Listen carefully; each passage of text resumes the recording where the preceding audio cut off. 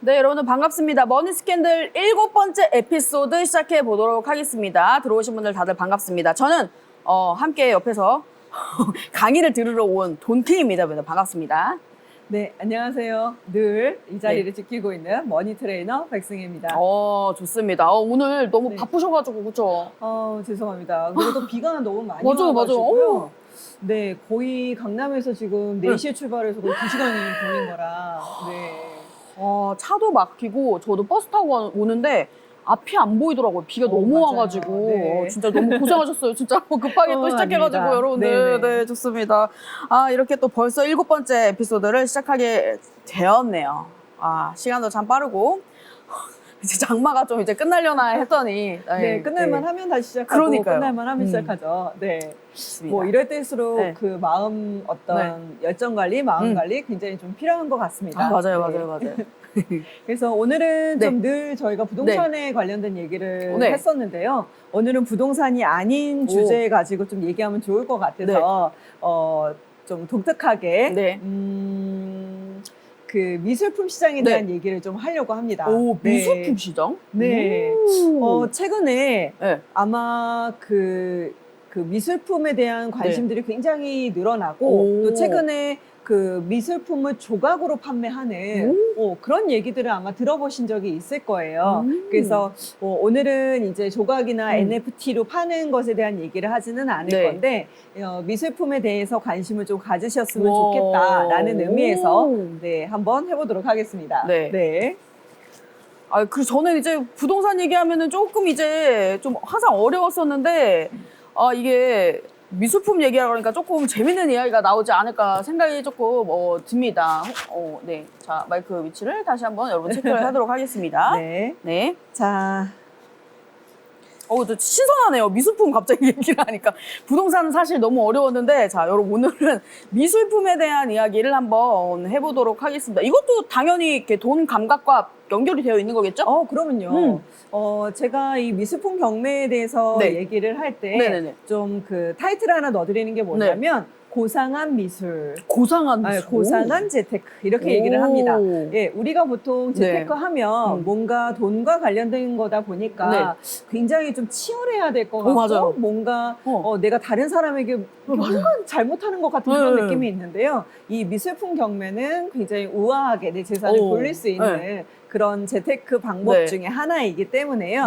가급적이면 우리가 이 재테크 방법 중에 새로운 어떤 하나의 방법으로서 좀 오늘 신선하게 받아주시면 좋을 것 같습니다. 오늘 지금 마이크 상태가 좀 안 좋은데 제가 일어나서 좀 체크를 좀 해드리도록 하겠습니다. 이게 저를 잡지 마시고 제가 등치가 크다 보니까 여러분 제가 무대를 이렇게 횡단을 좀 해가지고 이게 반대로 이렇게 여러분 죄송합니다 여러분들 여기 살짝 잠시만 이렇게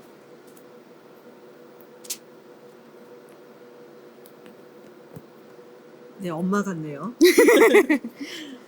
항상 이렇게 제 쪽을 보고 얘기하시다 보니까 이쪽으로 차는 게 살짝 좋을 것 같네요. 이렇게 살짝 이렇게 집어넣어주시고 이렇게. 네, 다시 한번 얘기해 보도록 하겠습니다, 여러분들. 네, 마이크 테스트 다시 한번 해볼까요? 잘 들리시나요, 여러분들? 위치를 이제 제 방향으로 위치를 옮겼습니다. 뭔가 마음이 멀어 있었나 봐요. 자, 그러면 이제 되신 걸로 보고 시작해 보도록 하겠습니다. 오늘은 책 속에는 없이 머니 스트레칭 그리고 머니 트레이닝 이 두 가지 가지고 얘기를 할 건데요. 어차피 커다란 주제는 미술품 경매입니다. 우리가 미술품을 이제 접근을 하려고 할 때 솔직히 미술관부터 가게 되거든요. 이제 갤러리라고도 하는데요. 가서 나는 도대체 뭘 봐야 되지? 하고 또 이렇게 뭔가 접근하시기 굉장히 어려우실 거예요. 맞아요. 그래서 우리가 이 미술품을 접근을 할 때 뭔가 미술품 보는 것부터 얘기를 하면 정말 너무 오래 걸립니다. 그래서 우리는 뭐만 볼 거냐면 미술품 경매, 즉 미술품을 경매로 낙찰을 받아서 이제 재테크처럼 소유하는 것 이걸로 이제 접근을 해보려고 해요. 근데 그냥 생각만으로는 그거는 왠지 진짜 찐 부자들만 하는 것 같은 느낌 아닌가요? 그렇지 않아요. 뭔가 이렇게 양복 입고 이렇게 계속 올리는 거 있잖아요. TV에서 많이 보던 거, 몇억 이런 거. 그런 것만 생각이 나는데. 한번 그러면 그 현장 한번 보도록 하죠. 네네, 좋습니다. 오. 네, 지금 여러분들이 이제 보고 계시는 이 이미지가 뭐냐면, 제가 이제 직접 촬영을 했던 곳인데요. 아마 여기가 K옥션이라고 하는 곳의 경매장이고요. 네. 이렇게 경매가 열리는 날은 네. 기존에 있었던 그 제품들, 네. 경매로 나올 미술품들을 벽면에 다 전시가 되어 있고요. 그 전시품을 보면서 실제로 입찰을 합니다. 네, 그리고 중간에 보시면 굉장히 큰 네. 그 LED 판 네. 예, 하나가 있죠. 브라운관처럼 네. 생긴. 네. 예, 제가 옛날 사람이라 브라운관이라고 하고 있습니다. 네, 화면이 있는데 네. 거기에는 그 한 개의 작품이 이제 그 진행이 되고 네. 각국의 그 달러로, 그러니까 만약에 달러, 뭐 혹은 뭐 프랑, 뭐 이런 식으로 꽤 주요한 그 나라의 화폐로 네. 우리가 부르는 낙찰가를 변환을 네. 시켜서 표시를 해주도록 되어 있어요. 그래서 우리는 뭐 예를 들어서 500만 원이라고 하면 프랑에 따라, 달러에 따라 네. 뭐 이런 식으로 계속 그 변화되는 그 가격으로 이제 그때그때마다 표시가 되도록 되어 있고요. 그 다음에 좀 작아서 안 보이실 수는 있는데 네. 가장 중간에 보면 이 경매를 진행하는 네. 경매사가 있습니다. 네네네네. 네. 자, 지금 아마 그 경매사가 사진이 좀 작아서 안 보이실 수는 있는데 네. 우리가 보통 그 왜 예능 프로그램들 네. 보시면 예능 프로그램에 그 손희천 경매사라고 네. 좀 유명하신 분이 있어요. 많이 나오시는 분. 네, 맞아요. 되게 예쁘시고, 어. 또 이분이 얘기를 하실 때 주로 뭐, 입찰합니다. 뭐, 500만 원, 뭐, 이런 식으로 해서 막 얘기하시는 거 한번 보신 적 있을 거예요. 그래서 이 K옥션의 간판 네. 경매사시기도 하셔서, 저도 항상 예능에서만 보다가 네. 현장에서 보니까 굉장히 또 재밌더라고요. 네. 그래서 우리가 미술품을 막연하게 접근을 할 때는 좀 어려울 수 있지만, 네. 기본적으로는 내가 그 현장을 한번 가보시고 나면 오히려 내가 좋아하는 어떤 작품이 얼마에 낙찰이 되는구나, 네. 즉 경제적 가치가 이렇게 되는구나 하고 오히려 좀 새롭게 다가오실 수 있어요. 네, 자 그래서 여러분들이 한번 경매장부터 가보시는 걸 좀 추천을 드리도록 하고요. 아무나 갈 수 있나요? 아무나 갈 수 그래요? 있습니다. 네. 근데 뭔가 티켓 바다에 들어갈 수 있는 뭔가 상상만으로는 지금 이제 보시면 네. 저기에 이제 그 의자가 있잖아요. 네네네. 의자는 한정되어 있다 보니까 미리 응찰을 하겠습니다. 즉 오늘 제가 뭐 미술품을 살 거예요 라고 이 미리 신청하신 분들만 좀 앉을 수 있고요. 그 다음에 항상 보면 이렇게 뭘 들죠. 편말 같은 걸 드는데 그걸 패들이라고 하거든요. 패들? 네, 패들. 네. 그 패들을 입찰을 하겠다고 하는 분들만 일단 줍니다. 근데 저는 입찰을 딱 한 번만 해봤기 네. 때문에 저도 저 자리에는 한 번만 앉아봤고요. 항상 이렇게 뒤에서 경매되는 과정을 지켜봤었죠. 그냥 그렇게 관람만 하는 것도 괜찮고 네. 직접 이거를 이제 경매를 참여하는 것도 네네네. 그렇게 제한도 따로 구분적- 없고요. 뭐 예를 들어서 부동산 경매는 네. 그 당일날에 입찰 보증금이라는 게 있어요. 그래서 내가 입찰할 금액의 한 10% 혹은 최저가의 10%를 가지고 가야 되는데 이 미술품 경매는 뭐 계약금을 건다거나 하는 게 없어요. 그래서 패드만 들고 내가 앉아 있다가 마음이 동하시는 네. 만큼 부르시면 되는 겁니다. 네. 그래서 이 현장을 보시면 와, 미술품 경매라는 게 이런 신세계구나 하고 좀 느끼실 수가 있어요. 네. 자, 신기하다. 그런데 이제 어쨌든 네? 지금 보고 계시는 곳이 K옥션이라고 말씀을 드렸었는데요. 이제 다음 페이지를 보시면 네. 저희가 그 메이저 경매 회사라고 얘기를 하는데요. 네. 저렇게 미술품을 매각해 주는, 즉 경매를 진행하는 회사들이 굉장히 많이 있어요. 정말 많은데 그 회사들 중에 가장 많은 경매 물건을 출품을 받고 네. 또 낙찰이 되는 곳들을 메이저 경매회사라고 하거든요. 네, 그래서 보통 이 메이저 경매회사의 양대 산맥이라고 하는데요. 네. 두 회사가 굉장히 네. 유명합니다. 그래서 한 회사가 서울 옥션이고요. 예, 또 한 회사가 K옥션. K옥션. 네. 자, 옥션은 경매라고 하는 단어니까 네, 둘 다 네. 옥션에 대한, 즉 미술품 경매에 대한 회사다라고 보시면 될 것 같고요. 네. 원래는 이 서울 옥션이 가장 먼저 생겼던 곳이에요. 네. 그래서 1998년도에 설립이 됐으니까 상당히 좀 오래됐죠. 네네네. 네. 그리고 이제 2008년도에 홍콩에서도 보통 그 경매가 굉장히 크게 열리고 있고, 원래 런던에서, 영국 런던에서 가장 크게 이제 미술품 전시가 열리는데, 네. 이 아시아권에서는 홍콩이 가장 큽니다. 네, 그래서 홍콩에 이 미술품 법인, 이제 홍콩 법인을 설립을 해서 우리나라 작가들의 작품을 갖고 나가기도 하고, 또 외국 작품을 사고 싶으신 분들에게도 그런 그 작품들을 연결시켜주는 그런 일을 하는데요. 네. 오늘은 요 두 개 회사의 네. 어떤 포인트를 얘기를 하려고 하느냐면, 네. 저 가장 밑에 보시면 네. 뭐라고 쓰여 있느냐면 2008년도에 코스닥 상장 네. 이렇게 돼 있어요. 네. 자, 코스닥은 어디예요? 주식시장이죠. 그죠. 네. 그래서 이 서울 옥션이 주식시장에 상장이 되어 있고 저희가 주식으로서 살 수가 있습니다. 그러니까 2008년도부터니까요. 벌써 한 오래됐네요. 네, 꽤 됐죠.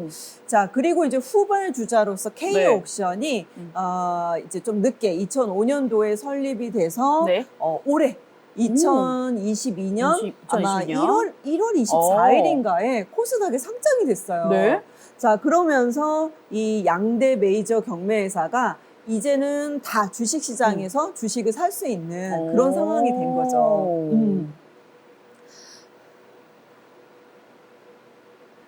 네, 그러다 보니까 이 그 주식을 우리가 어쨌든 우리가 미술품으로도 네. 다가올 수도 있지만 네. 주식으로 투자를 하셔도 괜찮아요. 아, 요 회사 자체에. 그렇죠, 그렇죠. 아마 동키님은 네. 미술품을 네. 사는 것에 대해서 네. 어디서 사야 되지? 하고 아마 좀 궁금하실 것 같아요. 보통은 미술품은 어디서 많이 거래가 될까요? 그럼 그냥 미술관에 가서 미술관? 미술관 같은데 파는 것도 있잖아요. 이거 맞아요. TV에 너무 드라마를 봤나? 그래서 이거 사겠습니다. 얼마죠? 뭐 이런 것만 봐가지고. 그게 네. 옥션이고요. 우리가 보통 미술관이라고 하는 곳과 갤러리라고 하는 곳이 이제 좀 비슷한 곳인데요. 보통 이제 우리가 미술품을 살 거야라고 네. 하면 갤러리를 가요. 그래서 전국에 이제 갤러리들이 굉장히 많이 있는데 네. 이 갤러리들은 화가들을 발굴을 하고요. 네. 예, 그러니까 작가들을 발굴을 하고 그 작가들의 뭐 지원도 해주기도 하고 미술품을 사기도 하면서 그 작가들의 전시를 또 열어주기도 합니다. 그래서 그 전시가 이제 계속 그 반복이 되다 보면 많은 사람들이 알게 될 네. 거고 이제 그 사람의 기본적인 그 금액이 올라가게 되는 거죠. 그래서 호당 얼마예요? 라는 표현을 많이 써요. 호당? 얼마? 네, 호당. 그러니까 이게 저도 이제 영국 한번 그 공부를 해보려고 그 미술품을 이제 저도 공부를 하다 보니까 네. 이 호라고 하는 사이즈가 얼마나 될까 하고 이제 막 봤더니요. 이게 풍경할 때 호가 다르고요. 그 다음에 인물할 때 다르고 또 그러니까 약간의 그 형식에 따라서 이 호의 사이즈가 좀 다르더라고요. 근데 일반적으로 우리 저 뒤에 지금 머니 스캔들이라고 되어 있는데 아마 요 정도가 한 20호?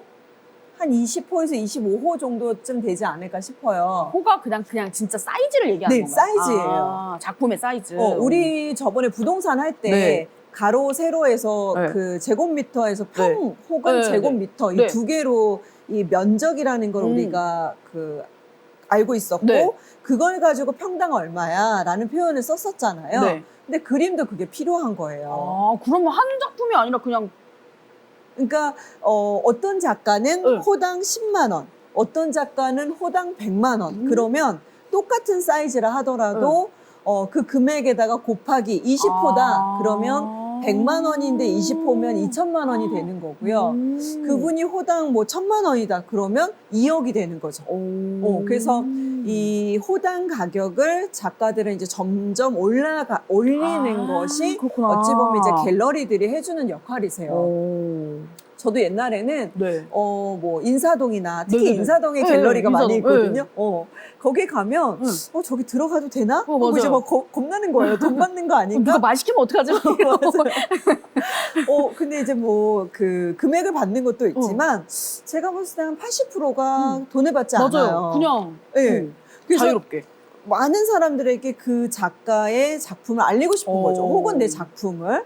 자, 그래서 그렇게 전시회를 몇 번씩 해야 된다라고 하는 좀 조건들도 있어요. 작가들 같은 경우에는. 그래서 예전에 아시는 분이 그 자녀가 네. 그 화가세요. 네. 근데 이제 서예 쪽을 하시는 분인데 등단이 되려면 적어도 1년에 뭐 무슨 대회에 갤러리를 한 3번 이상 주최를 해야 되고 뭐 어디에도 나가야 되고 이런 어떤 기준들이 있더라고요. 그 등단이라는 게 어떤 등단을 얘기하는 거예요? 그러니까 작가로서 인정을 받는 거죠. 이제 인정을 받으려면 그래서 기준이 최소한 있구나. 뭐 무슨 갤러리에서 최소한 4번 이상은 전시를 해야 되고 그 다음에 무슨 이제 전체 있잖아요. 뭐 서예가 됐든 네. 풍경화가 됐든 뭐 이런 곳에서 단체전이라든지 뭐 이런 거를 할 때 또 거기도 같이 참여를 한번 해줘야 저 사람은 작품 활동을 꾸준히 하는 사람이구나 라고 해서 그 어떤 가치를 인정을 받는가 보더라고요. 저도 이제 디자인학과를 졸업을 했지 네. 그 작가 순수 아트 쪽은 네. 아니다 보니까 네. 이런 기준들을 명확하게 좀 몰라서 네. 이제 동키님한테 네. 제가 선부당처럼 좀 얘기를 하고 있기는 한데 네, 그런 기준들이 있어요. 그래서 갤러리들은 작가들을 일정 부분 개인들에게 네. 혹은 그 대중들에게 네. 소개를 시켜주는 어떤 장을 열어주는 거고요. 네. 당연히 그 과정에서 사람들이 이제 사주다 보면 네. 뭐 초창기 때는 뭐 한 100만 원에 이제 보통 사줬는데 그 다음부터 그 작가가 인기가 있어서 정말 전시회를 할 때마다 정말 솔드아웃이 되는 거예요. 그러면 작가도 금액을 조금 올리겠죠. 이제 그러면 호당 가격이 조금씩 올라가게 되는 거예요. 그래서 뭐 유명하지 않은 작가들은 호당 가격이 네. 딱히 뭐 있지는 않아요. 그냥 본인이 주장을 하시는 거죠. 자, 그런데 그게 이제 계속 거래가 되고 자료들이 남다 보면 작가 협회들이 있어요. 그러면 거기에서 이 사람의 그 호당 가격은 네. 이 정도가 됩니다 하고 또 명시도 어느 정도는 해줍니다. 네. 그러니까 내가 작가야라고 하면 적어도 호당 가격이 얼마야라고 좀 얘기할 수 있을 정도가 약간 돼야. 그 레벨 같은 거네. 네, 그게? 맞아요. 그래서 그 정도가 돼야 적어도 우리가 작가구나라고 부를 수 있는 정도가 됩니다. 네. 신기하네요. 그래서 그림은 보통 이제 네. 갤러리를 통해서 사도록 되어 있는데 네. 그러면 그림은 제가 샀어요. 네. 자, 어디에다 또 팔아야 돼요? 그림 산 거를? 팔아야 될 때가 있을 수도 있잖아요. 뭐 어디다 팔지? 뭐 당근에다 팔아야 되나? 어디다 팔아야 돼? 그렇죠. 당근에 뭐 올릴 수도 있겠죠. 네. 자, 그런데 당근에 올렸더니 네. 사람들이 묻겠죠. 네. 이거 도대체 얼마짜리 그림이에요? 이 기준이 좀 모호할 거예요. 그래서 우리가 왜 전문 영역들이 있잖아요. 그래서 전문인들만 그 가치를 알아볼 수 있을 거고 그 가치를 알아보는 사람들이 모여 있는 곳에 팔아야 내 어떤 물건이 됐던 이런 것들이 가치가 있게끔 매도가 될 수 있을 거잖아요. 값어치를 인정을 받게. 그렇죠. 그래서 갤러리는 대체로 물건을 즉 미술품이나 네. 작품을 사는 곳이라고 한다면 네. 이 지금 얘기 드렸던 서울 옥션, K 옥션은 네. 내가 보유했던 작품을 파는 곳이 되는 거예요. 그래서 실상은 그곳에서 사는 사람도 있지만 네. 가장 먼저는 누군가가 팔아주세요 하고 이곳에 의뢰를 해야 되는 거예요. 이해되셨죠? 네네네. 자, 그러면 예를 들어서 지금 이제 회사가 2군데가 있었잖아요. 네, 서울 옥션이 네. 있고 K 옥션이 있는데 네. 메이저 회사라고 했어요. 네. 자, 그러면 메이저라는 뜻은 마이너, 즉 굉장히 작은 회사들도 있다는 얘기인 거잖아요. 자, 그런데 왜 자꾸 이 메이저 회사들이 더 커지느냐면, 자, 동키님이 하나의 작품을 샀어요. 그리고 그게 한 1,000만 원이었다고 가정을 할게요. 자, 근데 그 작가가 돌아가신 거예요. 돌아가셨고 그 작품이 생전에 그 그려놨던 작품이 10점도 안 되는 거예요. 그래서 동키님이 사셨던 그 1,000만 원짜리 작품이 어느새 1억의 가치가 있을 정도로 막 사겠다는 사람들이 많은 어떤 그런 시장이 된 거예요. 그래서 그 작가의 작품이기만 하면 사고 싶어요 라고 하는 걸 기사를 접했습니다. 자, 그래서 그러면 나도 한번 이 그림을 팔아볼까? 자, 그러면 이제 그 경매 회사에 맡겨야 될 거잖아요. 네. 자, 그런데 작은 회사는 당연히 사람들이 좀 들어오지 않을까요? 그쵸. 자, 그러다 보니까 이 작품을 나는 좋은 가격을 받고 팔고 싶은데 애초에 그 아까 우리가 봤었던 그런 경매장에 한 10명 오는 거예요. 그럼 낙찰가가 생각보다 낮을 거잖아요. 자, 그래서 내가 분명히 이 정도 금액에 팔아주세요 라고 하는 의뢰 가격이 있는데 그거에 못 미친 거예요. 그럼 팔고 싶지가 않을 거고 손해를 볼 수 없으니까 또 가지고 오게 되겠죠. 자, 그래서 이 메이저 회사들이 왜 필요하냐면 그만큼 유명할수록 많은 사람들이 경매장에 참여를 하게 될 거고요. 또 그렇게 경매장에 많은 사람들이 오니까 또 그림을 팔고 싶은 사람도 어떻게 될까요? 그곳에 팔려고 그쵸, 하겠죠. 그쵸.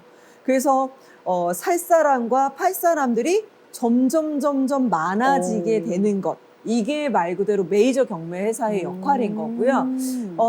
그 역할을 처음으로 했던 곳이 서울 옥션이었던 거죠.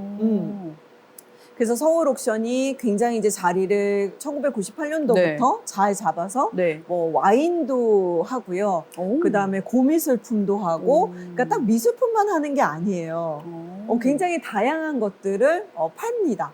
예. 자, 그러다 보니까 그게 자리를 잘 잡았고, 당연히 그곳에서 팔면 네. 이 사람들도 뭔가 이득을 가져가야 되지 않겠어요? 그쵸? 돈 내고 맡기는 건가요? 네, 맞아요. 수수료를 받아요. 자, 팔렸을 경우에만? 그렇죠. 자, 그래서 매도하는 사람도 일정의 수수료가 조금 있다고는 들었고요. 사는 사람에게 수수료를 받습니다. 구매 수수료라고 하는데요. 자, 한번 그 수수료율이 네. 얼마나 되는지 한번 보도록 할게요. 네. 가장 밑에. 자, 수수료가 서울 옥션은 18%입니다. 그러니까 아까 동키님이 1,000만 원짜리를 내가 갖고 있었는데 1억에 낙찰이 된 거예요. 자, 그러면 1억 중에 사는 사람은 18%를 더 줘야 되니까 1,800만 원을 예, 이 구매 수수료로 더 내야 돼요. 그래서 실상은 내가 1억에 산 게 아니고요. 1억 1,800에 산 거예요. 근데 그것도 부가세도 또 별도니까. 그리고 부가세가 또 붙어야 되잖아요. 그럼 19.8%가 될 테니까 거의 20%에 육박하는 수수료를 내야 되니까 한 1억 2천 정도의 작품을 사는 거다라고 보시면 되고요. 자, K옥션은 후발주자라고 했잖아요. 자, K옥션의 수수료는 15%예요. 조금 낮네요? 네, 조금 더 싸죠. 네. 자, 그러면 고민하겠죠. 내가 이제 동키님이 아우, 나 그럼 서울 옥션에다 팔아야 돼. K 옥션에다 팔아야 돼. 하고 고민을 하시게 될 거예요. 네. 이 두 회사가 그래서 지금은 아주 그 선의의 경쟁을 좀 하고 있다라고 보시면 되세요. 솔직히는 서울 옥션이 먼저 생겼잖아요. 서울 옥션이 먼저 생겼고 이 사옥, 그러니까 이 경매장이 어디에 있었느냐면 사진 하나 보여드릴게요. 네. 지금 보이시는 저 밑에 사진이 그 서울 옥션이고요. 어디에 위치해 있느냐면 평창동에 있습니다. 자, 평창동 우리가 보통 가보신 적 있으신가요? 평창동이요? 응. 가봤나? 가볼 일이 별로 없으실 거예요. 네. 평창동은 지하철을 그 국회의원이 넣어주겠다라고 했는데도 우리 그런 거 필요 없다. 이렇게 어중이 떠중이 다른 사람들이 막 몰려와서 시끄러운 동네가 되는 거 싫다라고 해서 그 국회의원이 당선이 안 됐대요. 우리 같으면 우리 동네에 지하철을 넣어주겠다고 하면 정말 좋은 일인데 오히려 평창동은 네, 그들만의 리그를 형성하고 싶은 거죠. 네. 그래서 오히려 반대를 했다고 하는데요. 당연히 그 경제계, 재계 뭐 이런 분들이 그곳에 좀 많이 사시다 보니까 또 특히나 북한산 밑자락이라서요. 그 평창동을 갔을 때 저도 이제 딱 한 번 그 인테리어 때문에 이제 제가 갔던 적이 있는데요. 욕실을 이제 제가 욕실 디자이너였을 때 평창동에 의뢰가 들어온 거예요. 근데 아니 욕실 디자이너인데 저를 굳이 불러야 될 이유가 있을까? 그렇잖아요. 뭐 인테리어 디자이너는 이해가 되는데 욕실만 디자인하는 거예요. 아니 도대체 그러면 욕실이 얼만큼이길래 내가 가야 되는 거지? 그래서 이렇게 좀 갸우뚱하면서 갔습니다. 그런데 그때는 이제 제가 평창동이 처음이었기 때문에 이게 어디로 들어가야 되는지도 모르겠는 거예요. 담벼락만 보이고. 그래서 이제 안내를 받아서 위로 올라가니까 그 위에 정원이 있는 거예요. 담벼락 위에. 자, 그리고 그날 하필이면 비가 온 다음 날이었는데 앞마당으로요. 북한산에서 이제 운이라고 하는데 구름이 쫙 내려오는 거예요. 정말 신기했어요. 구름이 살아서 쫙 그 앞마당까지 내려오는데 와 이런 맛에 평창동에 사는구나 라고 싶었거든요. 자 그리고 나서 집 안에 들어갔는데 메인 욕실이 12평 네. 그 다음에 나머지 욕실이 한 4평 정도 되는 게 4개가 더 있었어요. 그러니까 저를 부르실만 했던 거예요. 막 그냥 진짜 웬만한 그 작은 집 하나씩 들어가 있는 거예요? 네, 맞아요. 그게 거의 2000년도 초반이니까 그때 당시로만 해도 이제 저희가 월풀욕조라고 하는데요. 이제 작고치사가 가장 유명한데 그 월풀욕조가 한 2천만 원 할 때 이제 그런 시절이었거든요. 그래서 정말 원 없이 저도 그 해외 제품들을 그 디자인을 해서 넣어준 그런 곳이었는데요. 자, 그래서 평창동이라고 하는 곳은 정말 그들만의 리그, 정말 잘 사시는 분들. 드라마에서만 들어봐가지고 여기 평창동인데요. 이것만 들어봐가지고. 네, 그리고 어디서 이제 그 남편, 저기 누구지? 아들이 결혼할 사람인데 하고 데리고 오면 이제 물을 날리면서 어디서 근본도 없는 것이 뭐 이런 거 있잖아요. 이제 그런 거 해야 되는 평창동인데 이 서울 옥션의 갤러리가 바로 평창동에 자리를 잡고 있습니다. 그래서 이제 평창동인 서울 옥션을 갈 때는 저도 좀 기분이 좀 좋은 편인데요. 아까 그 K 옥션이 따로 있었잖아요. 자, K 옥션은 어디에 위치해 있느냐면 압구정역에 있어요. 그러면 동킹님은요, 평창동을 가실래요? 압구정을 가실래요? 물건을 팔 때요? 그러니까 그냥 내가 물건을 사고 싶거나 미술품 경매에 관심이 있어서 한번 그 경매장에 가보려고 하는 거예요. 어디를 손쉽게 좀 가보실 수 있을까요? 압구정이 훨씬 가기는 쉽죠. 아무래도 좀 그렇겠죠. 그러다 보니까 원래 약간 그 돈이 있으신 분들이나 혹은 그러니까 상위층이라고 하죠. 그런 분들만 이 목표로 했던 그 평창동에 자리 잡은 서울 옥션은 명맥을, 그러니까 어쨌든 우리가 가장 상장되어 있는 유일한 회사야라고 했지만 이 K 옥션이 압구정에 자리를 잡으면서 어떤 사람들을 끌어들이기 시작을 했냐면 젊은 세대를 끌어들이기 시작을 한 거예요. 그리고 직장인들 중에서도 돈이 많은 사람들도 있잖아요. 그쵸. 또 조금 특히나 접근을 하기가 쉽게 만들었구나. 회사 대표님들. 내가 회사에 그림을 하나 걸어놓고 싶은 거예요. 자, 그런데 평창동을 가는 것보단 압구정에 가서 사갖고 오는 것도 괜찮은 거잖아요. 자, 그러다 보니까 생각외로 이 K옥션이 젊은 층과 또 그런 신진 부자들을 좀 끌어안기 시작을 하면서 아주 성공적으로 자리를 잡기 시작을 했어요. 자, 그러다 보니까 이 K옥션에 물품을 의뢰하는 사람들도 굉장히 좀 늘어나는 편이었고요. 자, 그러다 보니 가장 최근에 이 서울 옥션도 강남 권역의 그 압구정 쪽에 새롭게 사옥을 또 만들어서 사옥을? 그러니까 갤러리를 만들어서 다시 또 오픈을 했습니다. 저도 아직 그 코로나라 가보지는 못했는데 한번 가보면 너무 좋을 것 같아요. 굉장히 크고 예쁘게 좀 지어져 있거든요. 그래서 여러분들이 그 가시면 돈을 받거나 하지 않으시니까 애인하고 손 붙잡고 데이트하시기 상당히 좋은 곳이에요. 그냥 구경하는 거예요? 가서? 네, 가셔도 돼요. 그리고 특히나 이제 그 경매가 있는 날은 상당히 좀 좋은 편이에요. 그래서 마음 편하게 미술품을 보시고 또 메이저 경매가 있는 날은 그 핑거푸드 있죠. 음식들 이렇게 좀 예쁘장한 음식들과 뭐 간단한 와인 뭐 커피 이런 것들이 또 준비가 되어 있습니다. 그래서 돈 내지 않으셔도 되고요. 가셔서 이제 핑거푸드에 커피 한 잔 뭐 이렇게 들고 다니시면서 이 그림 참 좋네 뭐 이렇게 우아하게 얼마든지 보셔도 괜찮습니다. 그렇구나. 자, 아무튼 서울 옥션하고 이 K 옥션의 두 그 메이저 경매 회사를 좀 분위기를 설명을 드리려고 하다 보니까 좀 네. 길어지기는 했는데 네. 다시 본론으로 들어가면 네. 자, 여기가 수수료가 네. 아까 18%, 네. 15%였단 말이에요. 네네네. 자, 그러면 이 회사는 얼마를 벌까요? 많이 벌까요? 조금 벌까요? 많이 보는 거 아닌가요? 많이 벌려면 어떻게 해야 돼요? 사람들이 수수료를- 미술품을 많이 내놔야 되겠죠. 네. 또 내놓기만 했는데 사람들이 사주지 않으면 또 이런 경매에서는 수익이 발생할 수 없겠죠. 자, 그래서 또 사주는 사람들이 많아야 될 네. 거예요. 자, 그러면 파는 사람도 많고 사는 사람도 많으려면 네. 미술품에 대해서 기본적으로 관심이 있어야 되지 않을까요? 그쵸.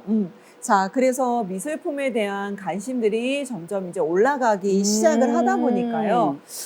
이 미술품 시장이 앞으로도 적어도 3배 이상은 더 커질 거라고 얘기를 해요. 단순하게만 봐도. 그래서 이 회사를 소개를 시켜드리는 건 네. 미술품 회사, 미술품을 사세요라고 네. 하는 재테크적인 측면도 있지만 네. 동키님이 1,000만 원, 2,000만 원씩 그림을 사시기에는 아마 정말 손 어. 떨리실 거예요. 그쵸? 그잖아요. 자, 그래서 손쉽게 이 미술품 시장을 내가 이해하면서 돈을 네. 벌 수 있는 재테크 방법으로는 네. 주식이 있겠죠. 자, 근데 두 회사 모두 다 이제 상장이 돼 네. 있기 때문에 내가 미술품 시장이 앞으로도 커질 것 같고 괜찮은 것 같아 네. 라고 본다면 주식을 사면 되는 거잖아요. 네. 자, 그래서 요 스트레칭 시간에는 주식을 사자. 그리고 미술품 시장이 정말 커질 것인지에 대한 얘기를 나눠보자 라고 하는 겁니다. 좋습니다. 네, 도표로 지금 네? 서울 옥션을 이제 한번 보도록 할 건데요. 네. 우리가 인터넷에 네. 그냥 네이버로 서울 옥션 네. 이렇게만 치시면 지금과 같이 그 오. 주식 정보가 나와요. 우리가 뭐 굳이 뭐 네. 삼성이나 뭐 어떤 증권사를 계좌를 갖고 계신다면 그 자리에서 검색을 해보셔도 되지만 동키님은 증권 계좌가 있으신가요? 증권 계좌 있어요. 어디이세요? 하나 투자. 하나 투자. 그러시구나. 그럼 네. 이제 거기서 검색을 해보시면 되는 거고, 아직 나는 주식을 해보지 않으신 분들이라면, 이렇게 네이버에 이름을 쓰시게 되면, 네. 밑으로 조금만 스크롤해서 내리게 네. 되면 지금과 같이 주식으로서 코스닥이나 이렇게 상장이 되어 있는 회사들은 네. 이렇게 나와 있어요. 자, 서울 옥션은 지금 오늘자로는 18,200원 이렇게 되어 있죠. 그리고 200원 올라서 네. 1% 정도 뭐 네. 상승했어 뭐 이렇게 되어 네. 있는데요. 지금 그 바로 밑에 이제 도표를 보시면 네. 이제 10년간의 데이터, 왜냐면 여기는 2008년도에 네. 아까 상장이 됐다고 했으니까 10년으로 놓고 이렇게 한번 보도록 해볼게요. 초창기 네. 때는 어때요? 금액이 네. 굉장히 쌌죠? 그러네요. 얼마 지금 2,000원인 건가요? 네, 거의 한 3,000원이 좀 안 되는 뭐 한 네. 2,600원 정도 네네네. 꼴이었던 것 같아요. 자, 그런데 한번 이제 쑥 올라가서 뭐 거의 한 6,000원, 8,000원을 이야. 찍었다가 또 다시 한번 좀 조정을 겪었다가 최근에서야 이제 거의 18,000원까지 이렇게 올라와 있는 거거든요. 네. 제가 요 미술품에 대해서 관심을 네. 가질 때쯤이 한 10,000원 정도였어요. 그래서 저희 그 같이 주식 공부하는 친구들하고 네. 저희 수강생 분들한테도 이제 그 미술품에 대해서 관심을 좀 가져라. 그리고 앞으로는 주식, 그 다음에 부동산 말고도 이런 대체 투자, 그러니까 서브 투자들이 네. 많이 늘어나게 될 거기 때문에 미술품 시장 앞으로도 굉장히 메리트 있다라고 얘기를 드렸었거든요. 네네네. 네. 근데 이제 거의 18,000원 정도가 됐으니까 한 네. 2배 정도 성장을 네네네. 한 거잖아요. 근데 이게 아직 다 네. 하지 않은 거라는 거죠. 그래서 오늘 만약에 이 미술품 경매를 정말 처음으로 네. 저런 게 있나? 라고 처음 알게 되셨다면은 이 서울 옥션, K 옥션에 좀 관심을 가지시고 주식을 좀 장기적인 목적에서 지켜보시면 상당히 좋을 것 같습니다. 자, 그럼 서울 옥션 말고도 우리 아까 두 번째 K 옥션 있었잖아요. 자, K 옥션도 한번 보도록 할게요. 자, K 옥션은 1,400원인데요. 올해 1월 달에 상장이 됐다라고 했기 때문에 아직은 좀 초창기 주식이에요. 네. 자, 그래서 초창기에 굉장히 높게 한 10,000원대 거의 똑같이 출발을 했다가 뭐 내렸다가 올랐다를 지금 계속 좀 반복을 하고 있는데요. 네. 주식들은 대부분 초창기에는 그 회사 직원들한테 주는 것도 있고 뭐 이러다 보니까 이 보유한 물량들이 조금 있어요. 그래서 그런 물량들이 이제 뭐 쏟아져 나오거나 네. 뭐 이러는 거에 따라서 금액들이 네. 좀 많이 그 출렁거리는 때가 있거든요. 근데 그게 좀 지나가고 나면 네. 상당히 이제 안정적인 시장으로 가게 될 거예요. 자, 그러면 서울 옥션이 네. 18,000원, 네. 그 다음에 K 옥션이 10,000원이에요. 네. 자, 그러면 동키님은 어느 게 더 싸 보여요? 어쨌든 K 옥션. 그렇죠. K 옥션이 더 싸죠. 네. 자, 그런데 당연히 회사마다 수익을 내는 게 있을 거예요. 수익이 훨씬 더 K 옥션이 낮아야 되는 게 맞는 거예요. 만약에 지금 서울 옥션이 18,000원이고 K 옥션이 10,000원이라면 지금 약 한 반 정도로 훨씬 더 매출이 낮아야 되는 게 맞는 거거든요. 자, 그게 아니고 비슷하다면 네. K 옥션을 사도 되는 거죠. 더 싼 거니까. 그죠? 네. 그래서 지금은 이 금액이 중요한 게 아니라 저 두 회사가 얼마나 잘 앞으로 수익을 낼 거냐. 이게 더 중요한 거잖아요. 자, 그리고 어쨌든 K 옥션이 됐든 서울 옥션이 됐든 정말로 앞으로도 계속 미술품이 잘 팔릴 건가? 이것도 궁금할 거란 말이에요. 네. 자, 그래서 한번 그 증권사가 나와 있는 네. 그 보고서들을 한번 보도록 하겠습니다. 네. 네, 한 장만 더 넘겨주시고요. 네. 이거는 이제 이베스트 증권에서 나온 이제 네. 보고서를 가지고 얘기를 좀 드리려고 하는데요. 이 표에는 지금 뭐가 표시가 되어 있느냐면 주요 네. 투자 자산. 네. 그러니까 말 그대로 내가 돈을 가지고 네. 무언가에 투자를 하겠다라고 마음을 먹었을 때 다양한 것들이 있을 거잖아요. 네. 뭐 주식, 부동산 네. 뭐 이런 다양한 매체들이 있을 건데 네.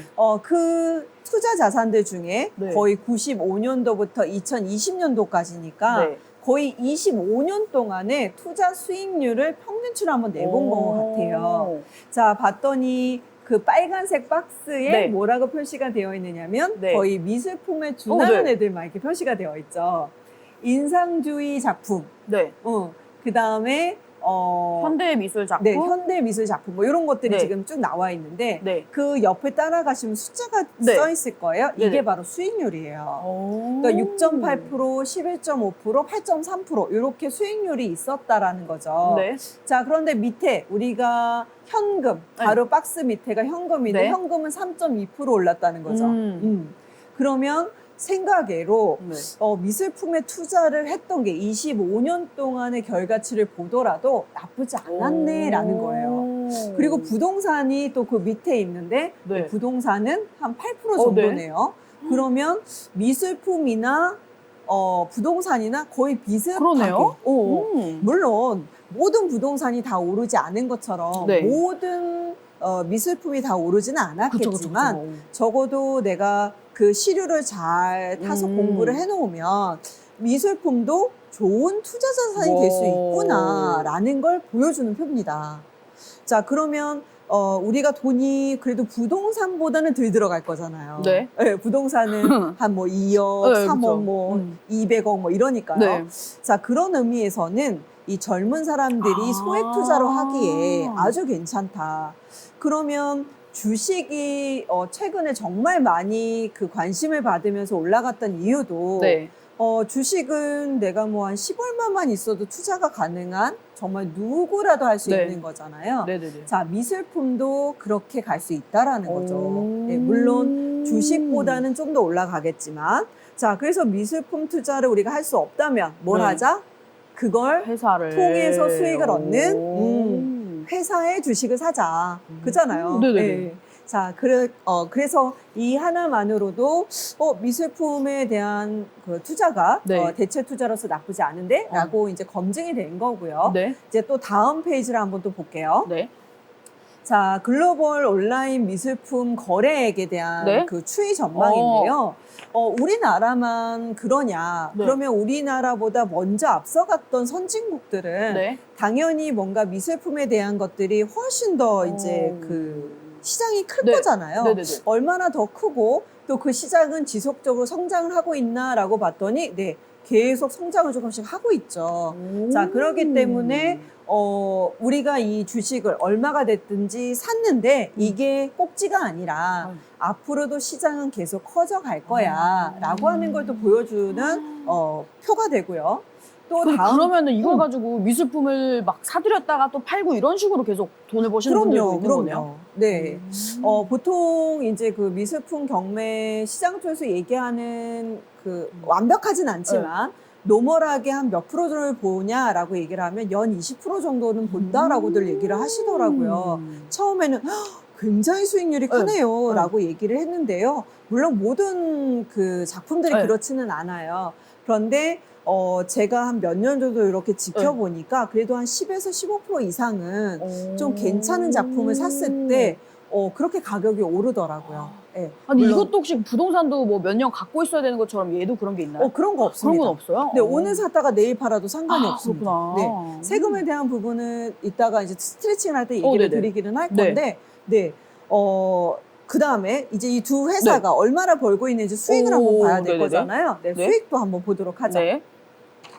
자, 얘도 똑같이 그 증권사가 내놓은 걸 가지고 이제 얘기를 하고 있는 건데요.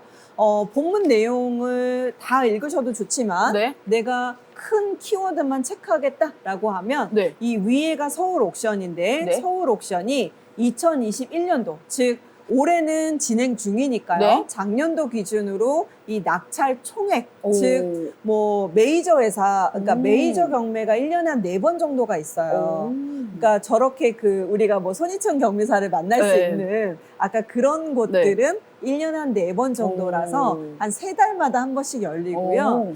그 다음에 온라인으로 내가 입찰을 해서 이 작품을 살 수 있어요. 온라인으로? 그래서 요즘은 뭐 미키마우스처럼 생긴 쬐끄만 액자, 뭐 한 엽서 크기 될 만한 애들도 팔고요. 굉장히 저렴한 애들도 많이 팔아요. 예. 그래서 요즘은 이 온라인으로 미술품을 사는 게 또 인기입니다. 젊은이들 사이에서. 네. 그래서 메이저 경매 4번, 그 다음에 온라인 경매가 거의 한 2달마다 또 열리는 것 같아요. 그래서 최소한 6번에서 그 이상 열리고 있기 때문에요. 그런 낙찰 총액들을 모두 다 합해봤더니 얼마 정도냐면 약 1,600억 정도라는 거예요. 자, 그러면 이게 지금 낙찰 총액이 가면 갈수록 증가를 하고 있거든요. 그러면 아까 서울 옥션은 수수료가 몇 프로였죠? 서울 옥션은 18%. 맞아요. 자, 그러면 쟤를 약 한 18%만 감안을 해도 10%에 한 200, 거의 한 300억이 조금 300억? 안 되는 그 정도가 1년 매출로 잡히는 거죠. 300억. 300억. 순수하게. 자, 그런데 갤러리 하나 이렇게 그 건물을 하나 갖고 있는 거거든요. 그리고 저 공간을 제공만 하면 돼요. 그죠? 그 다음에 당연히 경매사한테도 조금 수수료가 나갈 거고, 그런 걸 빼고 나면 솔직히 나갈 게 없어요. 괜찮은데? 그죠? 괜찮죠? 자, 그래서 수익이 생각보다 괜찮더라. 자, 그러면 거의 1년에 약 300억이 조금 안 되는 그 수익을 걷어들이고 있는 이 서울 옥션의 주가가 18,000원인 거예요. 자, 그런데 그 뒤에 후발로 가고 있는 K 옥션이 아까 10,000원이었잖아요. 자, 그러면 이 사람들의 매출액은 얼마가 될 건지를 한번 보자라는 거죠. 자, 지금 보니까 작년도 똑같은 기준으로요. 2021년 낙찰 총액이 1,300억이래요. 그렇게 따지면 거의 반이어야 되는데 반은 아닌 거죠. 그 대신 아까 서울 옥션의 그 수수료율은 15%였기 때문에 조금 더 낮죠. K 옥션이요? K 옥션이. 자, 그러면 우리가 1,300억에 한 15% 정도 하면 대략 얼마 정도가 나올까요? 1,300에 15%면은 2,600. 15%. 네, 한 200억 정도쯤 되네요. 자, 그러면 아까 약 300억이 조금 안 되는 수준? 그 다음에 여기는 200억 정도의 수준이면 이게 주가가 그래도 어디가 좀 더 싸지라고 본다면 K옥션도 나쁘진 않겠네. 다만 서로 각자 어떤 앞으로 영업을 해나가는 어떤 사업에 대한 부분들이 비전이 분명히 다를 거예요. 그리고 아까 서울 옥션이 평창동 말고도 이제 그 압구정 쪽으로 와서 네. 새로운 새로운 갤러리를 열었다고 했잖아요. 네. 그럼 당연히 서울 옥션에게 또 기대되는 바가 좀 있겠죠. 그래서 지금은 여러분들이 관심만 가지시면 될 것 같아요. 어느 게, 뭐, 예를 들어 제가 서울 옥션을 사라, K 옥션을 사라, 감히 얘기할 수는 없는 것 같고요. 이 두 회사의 갤러리를 다 가보시고 또 경매 현장에도 한번 참여를 해보시면서 아, 사람들이 확실히 서울 옥션에다 더 많이 맡기네. 뭐 혹은 그곳에 사람들이 더 많이 낙찰을 받네. 이런 어떤 분위기들을 보시면 아, 내가 주식을 어디를 사야 되는지를 조금 더 다가오시지 않을까라고 생각이 됩니다. 네. 오, 좋은 정보네요, 이건 진짜로. 네. 완전 몰랐던 거니까. 오. 네, 그래서 지금 이 두 개, 네. 과거에는 서울 옥션밖에 없었기 네. 때문에, 뭐가 있었느냐면, 네. 그때도 저희끼리 좀 검토를 해봤던 이유는 뭐냐면, 미술품 시장이 아까 메이저 그 경매 회사들이 많다라고 했잖아요. 그러니까 물론 메이저는 두 개지만 경매 회사들이 많다고 했는데, 주식은 딱 그 하나만 올라와 있단 말이에요. 그쵸? 자, 그리고 이 시가총액이 크진 않아요. 그러다 보니까 항상 이 서울 옥션을 어떤 눈으로 봤냐면, 장난질하기 좋아. 라고들 생각들을 했어요. 뭐, 우리가 암묵적으로 주식 시장에는 당연히 큰 손들이 존재하고, 뭔가 가격을 일시에 돈을 넣어서 투여를 해서 가격을 올리기도 하고 내리는 어떤 작전이 있다는 걸 알잖아요. 그러니까 그런 작전을 피기에 너무 좋은 주식이야 라는 얘기들이 좀 있었어요. 왜냐하면 금액이 크지 않아서요. 자, 그래서 좀 안정성이 좀 떨어진다라는 얘기들을 좀 했었는데 이제는 서울 옥션하고 이 K 옥션 이렇게 두 개가 있으면 비교 평가를 할 수가 있잖아요. 그러기 때문에 훨씬 더 건전한 어떤 그 분위기가 자리 잡혀지지 않을까. 그러면 오히려 이제서야 이런 그 미술품 시장을 그 매개로 하는 주식도 더 성장할 수 있지 않을까라는 생각이 들어서 이 주식에 대해서 관심을 가지셨으면 좋겠다라는 거를 오늘 스트레칭으로 가져와 봤습니다. 좋습니다. 좋습니다. 오. 이렇게 되니까 젊은 분들이 많이 조금 관심 가질 만한 것 같아요. 네네네. 새로운 재테크 중에 하나인 거니까요. 네. 자, 그러면 이제부터는 우리가 뭘 살펴보려고 하냐면 경매 회사만 봤어요. 근데 막상 회사만 보고 우리는 뭘 안 했느냐면 그래서 미술품 경매는 어떻게 낙찰을 받는 건데요? 미술품 경매는 어떻게 해야 되는 건데요? 이거에 대한 얘기는 제가 안 해드렸어요. 네네네. 그죠? 자, 그래서 본격적인 머니 스트레칭은 우리 미술품 경매에 대해서 살펴보도록 하겠습니다. 자, 경매니까 당연히 주체는 뭐가 된다? 미술품이겠죠. 자, 미술품 경매는요, 아까 봤었던 이 메이저 회사들 두 곳에 가서 하시는 게 가장 노멀하고요. 자, 방법들이 있어요. 자, 방법은 먼저는 우리가 뭘 해야 되느냐면 프리뷰라는 걸 합니다. 자, 프리뷰는 단어가 미리 좀 보는 거, 본다라는 거잖아요. 즉 우리가 미술품을 그래도 봐야지만 낙찰을 받을 수 있지 않겠어요? 뭔지 알아야지. 그죠. 그래서 이 메이저 경매 말 그대로 아까처럼 현장에 가서 내가 낙찰 받는 날이 딱 하루 정해져요. 그런데 그 날 전까지 이 전시품들을 자유롭게 와서 보실 수 있도록 이 전시를 해놓습니다. 그걸 프리뷰라고 합니다. 그래서 보통 한 달 정도의 기간으로 하고 있고요. 그 다음에 예를 들어서 이 회사들은 다 서울에 있잖아요. 자, 그런데 제가 부산에 살아요. 대구에 살아요. 그럼 그분들은 입찰을 하려면 상당히 좀 어렵겠죠. 입찰은 뒤에 설명드린 뭐 전화나 뭐 이 문서로 할 수 있지만 그림을 봐야 될 거 아니에요. 자, 그러다 보니 이 작품을 가지고 지방으로 출장을 가기도 합니다. 진짜요? 네. 그래서 뭐 이렇게 시간을 미리 두고 이제 지방으로 먼저 가서 그곳에 있는 분들에게 보여주고 작품을 갖고 올라오기도 하니까요. 지방에 계신 분들은 관심 있게 보셔도 괜찮을 것 같아요. 자, 그래서 이 작품을 이제 볼 건데요. 그러면 작품을 내가 보고 뭘 체크하면 좋을까요? 동키님이 이제 그림을 살 거야. 그러면 그림을 딱 보고 뭘 체크를 해야 될까요? 뭐 손상된 게 있는지 이런 거 그렇죠.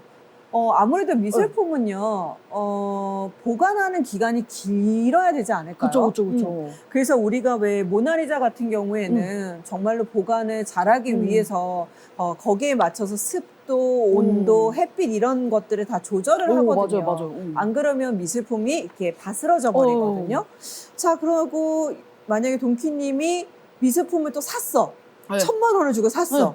자, 그럼 보관은 어떻게 하실 거예요? 어떻게 하지, 이거? 그냥 집에다가 갖다 걸어 놓겠죠. 어떻게 하지? 근데 우리 집은 굉장히 이렇게 습기가 많은 집인 거예요. 그러면 또 미술품한테 좋지 않을 수 있겠죠. 그쵸. 또 그다음에 햇빛이 내리쬐는 창가에다 걸어 놓은 거예요. 또 색 다르잖아요. 맞아요. 자, 그래서 각각의 이제 미술품을 보관했던 사람들에 따라 이 작품이 잘 보관이 돼 있을 수도 있고 손상이 됐을 수도 있겠죠. 자, 그래서 항상 기준은 뭐냐면 기준 상태 그대로 판매한다예요. 그래서 만약에 혹시나 이 미술품 전면에 못으로 뭔가 긁힌 자국이 있다. 그래도 그걸 그냥 확인하고 사는 거예요. 이거를 다시 뭐 메워주세요. 이게 안 돼요. 그냥 있는 그대로. 네, 작가한테 그걸 요청을 할 수는 없는 거기 때문에 만약에 정말로 긁혔다 그러면 그 상태를 확인을 해야 되는 거고요. 그 다음에 이제 간혹 가다가 액자가 전면부는 되게 깨끗하고 좋은데 후면부가 좀 좋지 않은 경우들이 있어요. 왜냐하면 우리가 배접이라고 하는데요. 그림은 얇은 캔버스 같은 거에 그리거든요. 그럼 그 캔버스화에다가 그걸 그대로 천으로 갖고 있을 수 없기 때문에 우리 보통 그 나무판처럼 생긴 거 있죠. 거기다가 이렇게 배접을 시켜요. 붙이는 걸 배접이라고 하는데 그게 마음에 안 들어. 그럼 그걸 또 뜯어서 다시 붙일 때도 있어요. 그래서 뭐 타카로 할 때도 있고 풀칠을 할 때도 있는데 그런 배접을 잘못함으로 인해서 손상이 오는 경우도 있어요. 그래서 그런 내용들을 꼭 현장에서 다 확인을 해라라고 하는 거죠. 그래서 기준은 항상 있는 그대로 매도한다. 이게 가장 기본인 거고요. 근데 막 보통 미술품 약간 멀리서 보게 되어 있잖아요. 근데 이런 거는 그럼 좀 가까이서 볼 수 있겠어요? 네, 가까이서 다 보실 수 있어요. 네, 그리고 요청을 하면 뒷면이나 이런 것들을 확인도 하실 수 있습니다. 간혹 가다가 그 작가들의 사인이 뒤에 되어 있는 경우도 있고요. 그 다음에 원래는 이 작품이 팔렸던 이력 있죠. 그러니까 뭐 누가 샀느냐도 되게 중요해요. 그래요? 정말 유명한 작가의 작품인데 이거를 우리 아까 낮에도 그 얘기를 했는데 그 빅뱅의 탑 있죠. 빅뱅의 탑이 원래 자기가 버는 그 전체 수익의 최소 3분의 1을 미술품을 사는 걸로 유명해요. 자, 그렇게 탑이 만약에 작품을 샀어요. 낙찰을 받거나 샀어. 자, 그러고 나서 다시 나왔어. 그러면 광고가 되는 거죠. 이 작품은 탑이 소유했었던 혹은 보관을 하다가 보유하고 있다가 나온 작품입니다라고 하면 나 가뜩이나 탑을 너무 사랑했던 사람인데 그 탑이 소유했던 미술품이라면 나도 저 작품을 가져다가 놓고 싶어라고 하는 팬들이 있을 수도 있잖아요. 혹은 뭐 다이애나 비가 생전에 돌아가시기 전에 뭐 소유했다든가 이런 식으로 뭔가 독특한 구매 이력이 있으면 그 작품의 가격이 또 껑충 뛰기도 합니다. 그렇겠다. 그래서 최근에는 연예인들이 일부러 이런 재테크를 해요. 그러니까 값어치가 나가는 미술품인데 본인이 샀다가 팔게 되면 이 물건의 가치가 오르는 거죠. 이슈화가 되니까. 이해되셨죠? 네. 그래서 그렇게 연예인들이 뭔가 작품들을 많이 사주기 시작을 했고요. 누가 뭐 부탁할 수도 있겠다, 그러면. 뭐 그럴 수도 있겠죠. 이거는 모르는 거지만. 사람들이 거의 연예인들이 다 비번을 알고 있다는 김제동의 집이 가끔가다 이렇게 전파를 탈 때가 있는데 김제동 집에 가보면 벽면에 걸려있는 작품들이 거의 다 미술품, 고가 미술품들이에요. 그래서 약간 누리꾼들은 김제동이 갖고 있는 미술품들이 상당하다. 이제 뭐 그런 얘기들을 하기도 하는데요. 그래서 초창기 때는 연예인들이 그렇게 작품들을 사주는 걸 했다가 사서 팔거나 뭐 꼭 그렇게 했다는 건 아니에요. 그럴 목적으로 꼭 하신 분도 있을 거고 정말로 그림이 좋아서 사신 분도 있었겠지만 그렇게 하신 분들도 꽤 있었어요. 근데 이제는 더 나아가서 그럼 내가 그림을 그리면 오. 이렇게 된 거죠. 만약에 빅뱅의 탑이 그림을 직접 그린 게 있다면 그러면 또 그 가치가 엄청나겠죠. 네.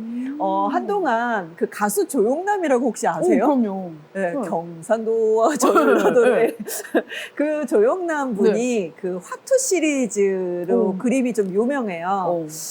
그냥 화투 그림 같은 것들이 막 있어요. 그 뭐 비 오는 날 이렇게 비 해가지고 이렇게 있는 뭐 그런 거를 이렇게 풍자해서 그려놓기도 했는데요. 그런 작품들이 얼마인지 아세요? 얼마요? 요 머니 스캔들 한 2배만 한 게요. 2억에 팔려요. 와. 2억에 팔립니다. 자, 그런데 조용남이 하물며 그런데 뭐 만약에 아까 얘기 들은 탑이 한다거나 블랙핑크의 제니가 그림을 그린다거나 뭐 아니면 지드래곤이 직접 그림을 그렸다. 그러면 그 그림의 가치가 어떻게 될 거라고 생각을 하세요? 요즘에 그림 그리시는 그 연예인분들 되게 많아가지고. 네, 맞아요. 그래서 이 연예인들이 그림을 직접 그리기 시작한 것도 어찌 보면 이 미술품 시장의 가치를 먼저 알아본 거고요. 또 그만큼 그런 제의들을 또 많이 해주시기도 했겠죠. 그래서 우리는 가급적이면 나에게 돈이 될 만한 정보들을 많이 얘기해 줄 사람들을 주변에 데리고 있으셔야 돼요. 그런 풀 중에 머니 트레이너, 저 백승혜도 그 한 명이라고 보시면 될 것 같고요. 그러면 근데 연예인들 같은 경우는 그러면 아까 말한 것처럼 등단한 게 아닐 거잖아요. 그러니까 등단이라고 하는 표현을 정확하게 쓰지는 않는데 어쨌든 작가로서 본인이 계속 그 출품 전시회를 하잖아요.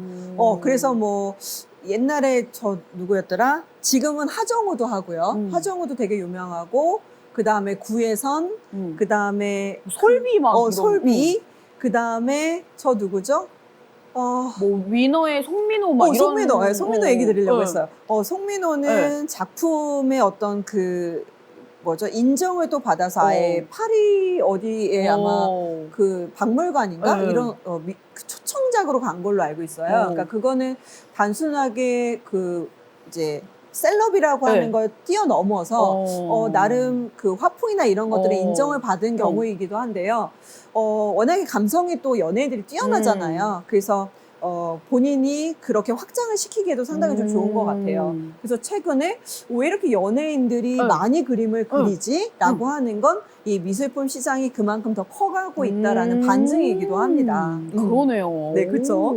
네, 그래서 뭔가 뭐 주식 부동산 이거 말고 미술품 경매 나하고는 전혀 다른 얘기지 않아? 라고 하실 게 아니고요. 생각 외로 하나의 그 재테크로 서브 재테크로 잘 자리를 잡아가고 있는 중이니까 어느새 또 스며들었네 이렇게 그렇죠. 매체를 통해서 네네네. 또 그래서 꼭 관심을 이제는 가져주십사라고 하는 좋습니다. 거고요. 자, 그러면 이제 프리뷰를 지나서요. 네. 내가 이제 전시장을 이제 그 프리뷰를 하려면 가야 되겠죠. 네. 자, 현장을 가보면 사진이 이제 이런데요. 여기가 그 평창동에 있는 서울 옥션이에요. 네. 이게 이제 경매장이고요. 네. 아까처럼 자리가 되게 많네요. 되게 넓죠. 처음에 보여드렸던 사진은 K 옥션이에요. 압구정에 있는. 그러니까 여기가 훨씬 더 규모가 크잖아요. 그리고 벽면에 이제 그림들이 다 이렇게 전시가 되어 있는 건데요.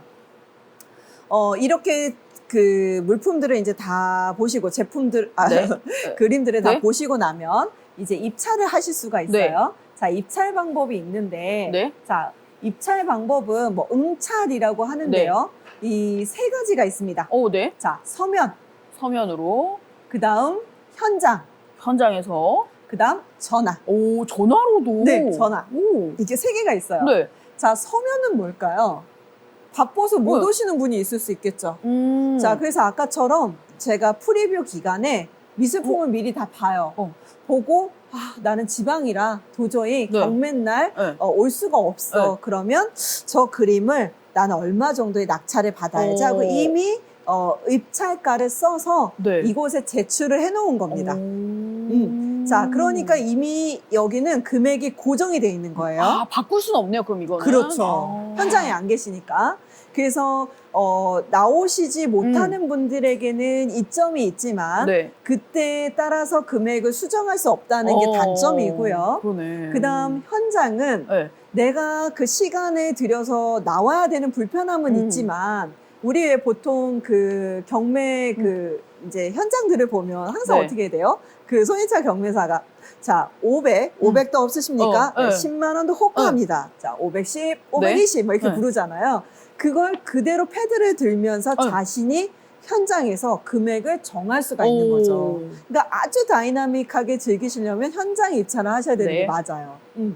자, 그럼 전화 응찰은 뭘까요? 전화는 그냥 보면서 전화하는 건가요? 중간 정도인 거죠. 자, 서면은 금액이 정해져 버린다고 했잖아요. 네네. 자, 그런데 뭔가 그 금액이 너무 낮거나 낮아서 그냥 애초에 떨어져 버리면 네. 내가 그 그림이 너무 아까워서 입찰을 하고 싶은데 좀 더 쓸 마음이 있었는데 그걸 좀 애매할 때 제가 전화로 응찰하겠습니다 라고 미리 신청을 해놓으면요. 이게 보통 한 작품당 한 2분에서 5분 정도밖에 안 걸려요. 되게 짧구나. 어느 정도의 속도감이냐면, 자, 로트 102번, 뭐, 김우환의 작품, 시작가 1,500부터 시작하겠습니다. 그리고 호가는 100만 원부터 가겠습니다. 자, 그러면 1,500, 1,600, 1,700, 1,800, 1,800도 없으십니까? 물어봐요. 근데 아무도 없어. 그러면 1,800, 1,800, 1,800 세 번을 외치고 땅을 하면 픽스. 자, 그런데 이 망치처럼 생긴 거를 두 번만 쳤는데 누가 1,900이요. 그러면 다시 가요. 다시 갑니다. 자, 그래서 세 번을 두드리면 그 금액이 확정인 거라서요. 요 정도의 속도감으로 가다 보니까 거의 2분 정도면 이 한 물건들이 거의 지나가는 편이에요. 그러니까 보통 어느 정도 생각하고 가는 거니까 그냥 빨리빨리 또 끝나네요. 그렇죠. 자, 그런데 이제 핑퐁 게임을 할 때가 있어요. 뭐 1,500, 1,600, 저 내 건데? 뭐 이러고. 그리고 계속 이제 패들이 계속 왔다 갔다 하는 거죠. 그러다가 이제 처음에는 정말 미친 듯이 가요. 입찰자가 뭐 한 4-5명이 있다 그러면 뭐 엄청나게 속도가 빨리 갑니다. 네. 그러면 아까처럼 100만 원이 호가하지 않고요. 이번에는 속도를 더 빨리 하기 위해서 500만 원씩 가겠습니다. 뭐 이렇게도 해요. 자, 그러면 그 전까지는 뭐 6,800, 6,900 이렇게 100만 원씩 갔다가 갑자기 2,000, 2,500, 3,000 이러면서 계속 올라가는 거죠. 이 그 경매사 이게 능력치네 약간 그것도. 그렇죠? 그럼요. 그 느낌을 보면서요. 기가 막히게 막 올립니다. 자, 그런데 또 500씩 갔는데도 한참을 너무 부르는 거야. 그러면 1,000만 원씩 가겠습니다. 이런 식으로도 합니다. 네.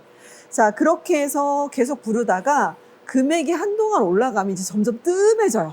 이제 포기자가 나오기 시작을 하고 슬슬 눈치를 보기 시작을 합니다. 이제 그러면서 이제 방향을 정하기 시작을 하는데요. 당연히 경매사도 수수료, 즉 낙찰가액의 몇 프로를 경매사가 이 수수료로 받아갑니다. 근데 저는 그게 몇 프로인지는 저도 잘 모르겠어요. 자, 그래서 이 경매사의 능력에 따라서요. 더 부르고 싶게끔 하는 것도 있어요. 설마 그럴까 싶었는데요. 아까 제가 자꾸 손희천 경매사를 제가 자꾸 얘기를 드리는데요. 워낙 예능에도 많이 나오시지만 예능에 나오실 만한 이유가 있어요. 정말로 이분이 하시면 아주 목소리도 명쾌하고요. 뭔가 이렇게 계속 막 지르고 싶어요. 근데 다른 분이 하시잖아요. 그러면 이렇게 뭔가 그 마음이 다르구나. 동하는 게 좀 덜해요. 그래서 그 짧은 순간에 이 사람들의 마음을 사고 싶게끔 이렇게 하는 것도 대단한 능력이구나 라는 걸 느낍니다. 네. 신기하다. 네, 제가 여태 동안 진행됐던 경매사들 중에 그분이 유명해서가 아니라 실제로 봐도 아주 잘하세요. 네, 그래서 유명한 저도 이유가 있겠죠. 네, 탑으로 꼽는 게 손희천 경매사라서 유일하게 이름을 또 그래서 외우고 있습니다. 네, 방송에 나올 땐 저는 이름을 몰랐었어요. 그분이네 라고 했는데 너무 잘하셔서 저도 이름을 외우고 있는 건데요. 자, 그래서 이 세 개의 방법이 있어요. 그래서 그런데 예를 들어서 동시에 금액이 나올 수도 있잖아요. 동시에 1,800 이렇게 나올 수도 있는 거잖아요. 전화로도 1,800이 나오고 서면으로도 1,800이 나오고 현장에서도 누가 1,800이 불렀어요. 자, 그러면 누구에게 줘야 되느냐라는 거예요. 동시에 세 사람이 같은 금액을 불렀을 때. 근데 더 이상 부르는 사람이 없어. 어떻게? 우선순위를 정해줘야 될 거잖아요. 현장인가요? 어떻게 해야 돼? 자, 그래서 그게 순서가 있어요. 자, 다음 페이지를 보시면 쭉 넘겨서 네. 자, 이게 지금 보시면 네. 서면이 가장 우선. 오. 그 다음이 현장. 그 다음이 전화입니다. 자, 그래서 저 순서에 따라서 가도록 되어 있는데요. 이유는 뭐냐면 서면은 이미 제출이 딱 돼서 고정이 되어 있는 거잖아요. 기회가 가장 없을 수 있잖아요. 그래서 누가 봐도 명백하기 때문에 서면을 가장 우선으로 봐주는 거고요. 네. 현장에서 전화를 부르는 사람의 느낌을 보면서 내가 부를 수도 있는 거잖아요. 아, 저쪽에서 뭔가 더 콜이 들어올 것 같아. 라고 해서 제가 현장에서 1800이요. 라고 할 수도 있는 거기 때문에 그 느낌들을 보면서 또 전화가 늦었을 때를 네. 감안을 해서 순서는 서면과 현장과 전화 이 순서로. 그러면은 네. 그 현장에 서면은 얼마가 올랐다라는 거 알려주나요, 미리? 네. 그래서 이 경매사가 이제 그 앞으로 사진을 좀 넘겨보면은요. 네. 어떻게 돼 있느냐면, 자, 서면 입찰이라고 돼 있잖아요. 네. 지금 보면은 그 단상 같은 곳에 네. 누가 앉아있죠. 네. 저게 바로 경매 회사에서 나온 직원이에요. 그래서 서면으로 이제 그 작품, 예를 들어 뭐 222번 작품을 진행을 하겠습니다 라고 하면 서면 1800, 서면 1900 하고 이렇게 미리 불러줍니다. 서면부터 불러줘요. 그러면 그 시작하는 금액보다 훨씬 위에 있어도 그거 먼저 불러주고 아니요. 그 금액이 딱 됐을 때. 그 정도 됐을 때? 네, 됐을 때. 이제 뭐 1700도 없으신가요? 뭐 1700? 그러면 서면 1800. 뭐 이런 식으로 이렇게 불러줍니다. 그래서 서면도 여러 개가 있을 수 있잖아요. 그런데 대체로 서면이 좀 그 저가에 많이 몰려 있어요. 제가 보니까 뭐냐면 그림도 유찰이 될 수 있지 않을까요? 그러니까 그림이 그날 아무도 안 살 수도 있잖아요. 자, 그래서 만약에 유찰이 됐는데 유찰되는 것보단 되게 저렴한 금액에 사면 좋잖아요. 그래서 서면은요, 보통 이게 이 작품을 갖고 계신 분이 이 갤러리에 이거 팔아주세요 하고 의뢰를 할 때요, 그 예상가가 있어요. 그러니까 이 갤러리가 먼저 감평을 합니다. 이 그림은 한 2천만 원 정도가 맞을 것 같습니다. 라고 이제 감정을 해요. 근데 팔려고 하는 사람이 저는요 감정은 2천이 나왔더라도 전 2,500 이하는 안 팔 거예요 라고 하면 시작가가 2,500이 되는 거예요. 그리고 감정가는 뭐 2천 이런 식으로 해서 또 근데 예를 들어서 제가 2천은 불렀지만 2천이 안 되더라도 한 1,800만 나와도 난 팔 마음도 좀 있기는 한 거예요. 근데 2천이 나오면 너무 좋겠긴 하겠어. 이랬을 때 요 바닥이 되는 금액을 1,800으로 또 제시를 해놓습니다.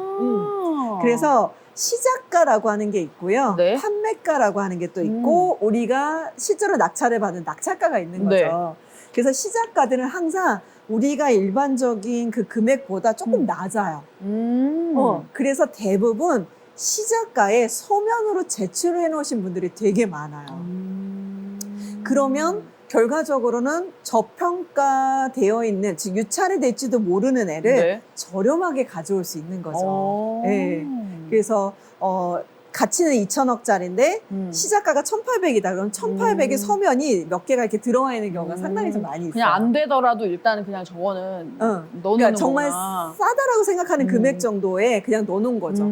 그래, 저 작품은 2천만 원 이하에만 산다면 무조건이야 라고 하는 거를 1,800에 쓰면 그냥 200만 원이 시세 차익이 되는 거잖아요. 서면끼리 똑같으면 어떻게 해요? 서면끼리 똑같으면 먼저 제출한 사람이 그러네요. 그거 어떻게 썼는지 제가 모르겠어요. 쓸데없이 또 이런 게 궁금해가지고. 아니에요. 그때 봤던 것 같은데 저도 이제 경매장에서 워낙 빨리 지나가다 보니까 요거 한번 확인해서 올려드리도록 할게요. 네, 좋습니다. 자, 그래서 서면은 대체로 좀 최저가에 깔리는 경우들이 좀 많이 있고요. 자, 그 다음은 이제 아까 그 표를 보시면 현장이라고 되어 있잖아요. 이제 현장에서 지금 222 이렇게 든 게 있잖아요. 저게 아까 말씀드린 패들. 저거는 본인의 이름이에요. 내 번호. 내 번호. 그래서 맨 처음에 경매회사에 가서 그날 저 입찰할 거예요. 응찰하려고요. 그러면 1번부터 쭉 번호를 주는 거예요. 그래서 222번은 무조건 백승혜인 거지. 자, 그래서 뭐 백승혜라고 하지 않고 그냥 222번이기만 하면 저 222번 드신 뭐 그분이 얼마 이런 식으로 또 얘기를 하게 됩니다. 네. 네, 그래서 저 패드를 내가 드는 것으로 인해서 그 금액을 인정을 받는 거예요. 자, 그런데요. 이런 경우 있을 수 있잖아요. 내가 패드를 명확하게 이렇게 딱 드는 게 아니고요. 들까 말까 하는 걸 경매사가 드는 걸로 인정을 할 수도 있잖아요. 어떻게. 네, 그래서 드는 걸 좀 명확하게 좀 해줘야 하고요. 또 그 다음에 이런 것도 있을 거예요. 명확하게 내가 이렇게 손을 딱 들어. 그러면 저 사람이 저 그림을 되게 탐내하는구나. 라고 명확하게 눈에 보이잖아요. 네. 그러면 별 마음이 없는 사람이 계속 부를 수도 있는 거예요. 자, 그러다 보니까 명확하게 눈치 게임이 있어요. 말하자면 나 이 그림 내가 완벽하게 살 거니까 아무도 붙지 마 라는 의미에서 선전포고 하듯이 딱 들어도 되는 거고요. 내가 좀 긴밀하게 좀 이렇게 사고 싶은 거예요. 그래서 너무 분위기를 조장하지 않으면서 그럴 때는 또 이렇게 살짝만 드시는 경우들도 있습니다. 그래서 다들 좀 스타일들이 있으세요. 그래서 그 패드를 어디까지 드는 것이 적당하냐? 근데 어찌됐든 패드는 한번 내려놔야 되고요. 들면 안 돼요. 들면 그거를 들고 있으면 안 되는구나. 네, 그냥 무조건 바닥에, 바닥에 내려놓으셔야 되고 내려놓으면 아닌 것으로 보는데 들어서 이렇게 했다. 전면이 보이도록 했다. 그러면 그거를 꼭 이 손을 높여서 들지 않더라도 응찰로 봅니다. 이렇게. 그래서 그 가끔 가다가 이렇게 머리를 뒤에를 이렇게 곱게 따서 똥아리를 뜨신 분들이 있어요. 뒷모습이. 그러면 딱 느낌이 아, 재벌가의 며느리구나. 그 느낌이 딱 와요. 진짜 기가 막히게 와요.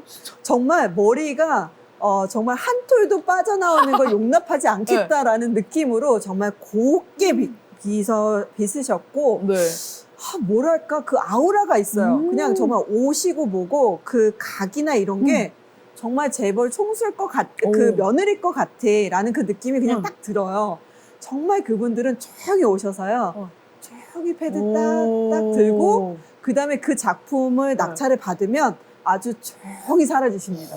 네, 저도 한 2번 정도 목격을 했는데 되게 신선했었어요. 근데 그러면 저거 맨 처음부터 끝까지 계속 앉아 있어야 돼요? 가도 돼요? 중간에 오시는 분들도 있고요. 네.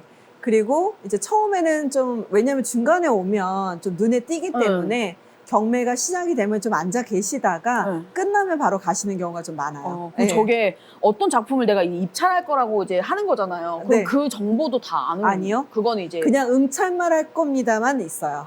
어떤 작품에 몇 개를 할 건지는 없습니다. 그럼 어떤 작품에 한 사람만 신청하실 수도 있겠네요?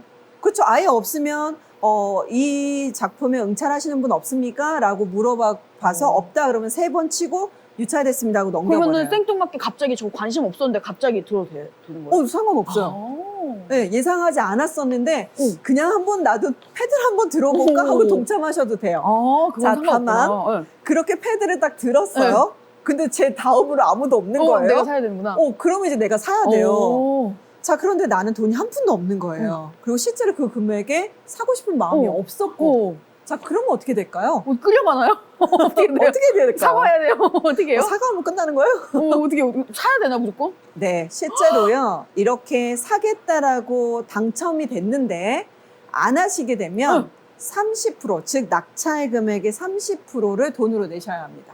벌금처럼? 네, 안 사도 되니까 너 이건 무조건 내야 돼. 네, 맞습니다. 네.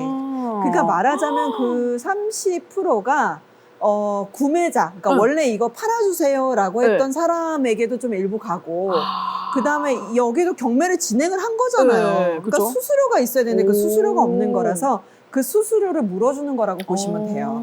그래서 그 그림을 경매한 거, 그다음에 그 그림을 팔기 위해서 감정평가한 것, 수수료 요 정도를 위약금으로 무는 거라고 보시면 되셔서 뭐 얼마든지 아무 때나 패드를 자유롭게 드셔도 되지만 네, 돈이 있으셔야 한다는 점 네, 그것만 이해하시면 될 것 같습니다. 네. 자, 그 다음에 이제 다음 장을 보시면 예, 전화 응찰이 있는데요. 다 지금 뭔가 직원분들이 다 전화기를 이렇게 들고 계시죠.